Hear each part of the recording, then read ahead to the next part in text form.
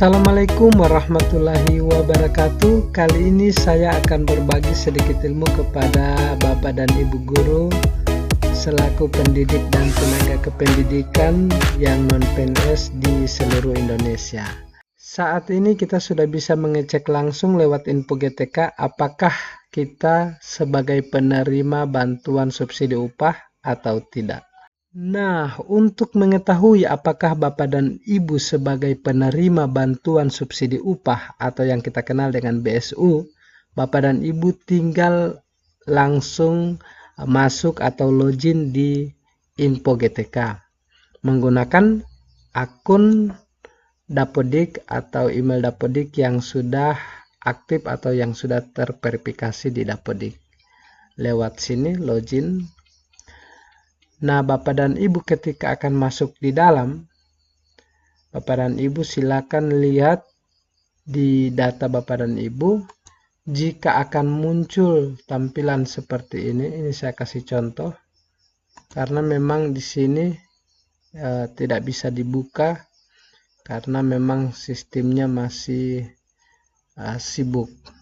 Karena saat ini banyak yang melakukan perpal ijazah. Kemudian banyak juga yang mengecek atau mengunjungi info GTK ini untuk mengecek langsung apakah mereka sebagai penerima, sehingga server di pusat ini semakin loading seperti ini, tampilannya akan seperti ini. Nah, saya kasih contoh di sini. Di sini saya akan memperlihatkan sebuah foto yang sudah saya buatkan sebagai thumbnail di YouTube saya.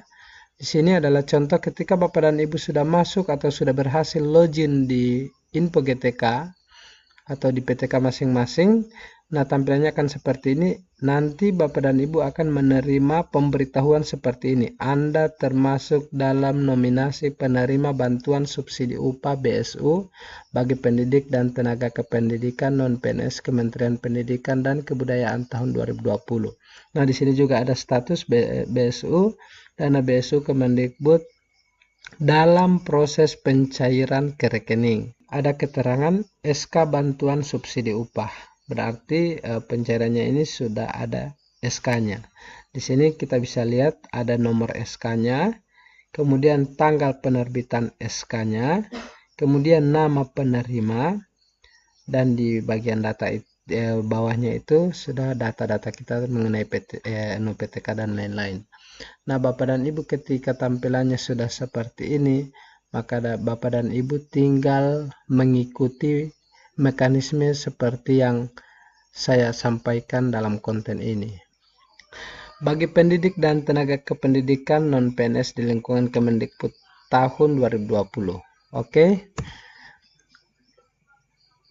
Ya, kita lihat di sini sesuai penyampaian Menteri Pendidikan Pak Nadiem Anwar Makarim bahwa pemerintah telah berencana untuk memberikan bantuan subsidi upah atau yang dikenal dengan BSU sekitar 2 juta orang dalam jumlah sebesar Rp1.800.000 yang diberikan satu kali. Apa persyaratan bagi PTK untuk bisa menerima BSU Kemendikbud? Nah, ini dia persyaratannya. Pertama, sebagai warga negara Indonesia. Kedua, berstatus bukan sebagai pegawai negeri sipil atau bukan sebagai guru PNS.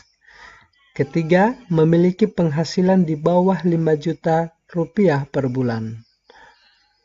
Yang berikut, tidak menerima atau tidak sedang menerima bantuan subsidi upah atau gaji dari Kementerian Ketenagakerjaan sampai dengan tanggal 1 Oktober 2020 dan tidak menerima kartu prakerja sampai dengan tanggal 1 Oktober tahun 2020.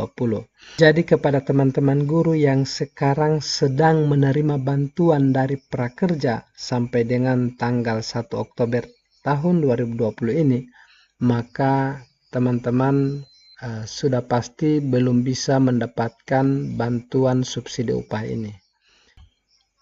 Nah, di sini teman-teman bisa melihat bahwa di sini ada pendidik dan tenaga kependidikan yang berstatus non-PNS. Ya, sudah jelas sekali ya, yang menerima bantuan subsidi upah yaitu bagi pendidik dan tenaga kependidikan yang tidak PNS atau yang berstatus non-PNS. Nah, seperti apa pendidik yang berstatus non-PNS? Ini dia. Yang pertama adalah dosen, kemudian guru, dan guru yang diberi tugas sebagai kepala sekolah, pendidik PAUD, dan pendidik kesetaraan. Nah, bagaimana dengan tenaga kependidikan yang berstatus non-PNS? Ini dia yang di bawahnya. Yang pertama itu tenaga perpustakaan, kemudian tenaga laboratorium, dan tenaga administrasi.